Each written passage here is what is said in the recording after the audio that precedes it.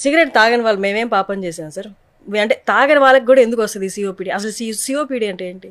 COPD అంటే కొన్ని కొన్ని చూపిస్తే బాగా అర్థమవుతాయి. ఇది normal lung, okay. So normal lung అనేది పింక్ ఉంటుంది కలర్, ఇది సిఓపిడి లంగ్. సిఓపిడి లంగ్ అనేది కొంచెం ఉబ్బుతుంది. అంటే లంగ్ మన ఈ చెస్ట్లో కొంత స్పేసే ఉంటుంది, కానీ ఇది స్పేస్కి మించి ఉబ్బిపోతుంది లంగ్, ఓకే. అండ్ దాని తర్వాత బబ్లింగ్ స్టార్ట్ అవుతుంది.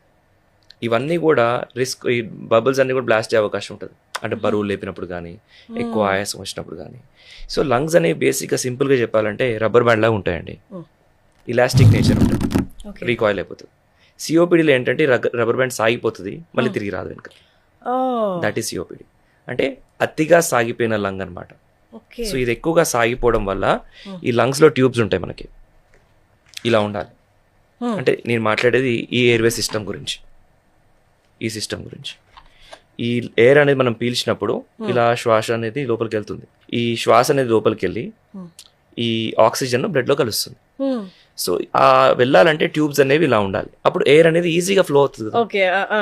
ఇలా ఉంటే ఎలా ఫ్లో అవుద్ది? You understand? సో ఇలా ఉండాల్సిన ట్యూబ్స్ ఇలా అవుతాయి. ఇది నేను మాట్లాడేది ఎస్ అంటే ఆస్తమా, సిఓపిడి రెండిట్లో కూడా. కానీ సిఓపిడిలో ఎక్స్ట్రా ఏంటి అంటే ఈ పింక్ కలర్ టిష్యూ ఏదైతే ఉందో, సో ఈ టిష్యూ అనేది కూడా ఎఫెక్ట్ అవుతుంది. అదే నేను చూపించిన బబుల్స్, ఆ టిష్యూ అంతా కూడా బబుల్ అయిపోతుంది. సో దీంట్లో ఆస్తమాలో ఏమో ఓన్లీ ట్యూబ్స్ బ్లాక్ అవుతాయి, సిఓపిడిలో ఇది కూడా ఎఫెక్ట్ అవుతుంది, ఎంటైర్ పింక్ ఏరియా కూడా.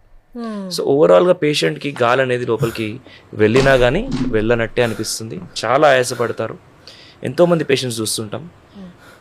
ఏజ్ ఎక్కువ ఉన్న వాళ్ళకి సిఓపిడి వస్తుంది, స్మోకింగ్ చేసిన వాళ్ళకి సిఓపిడి వస్తుంది అనుకుంటే తప్పు.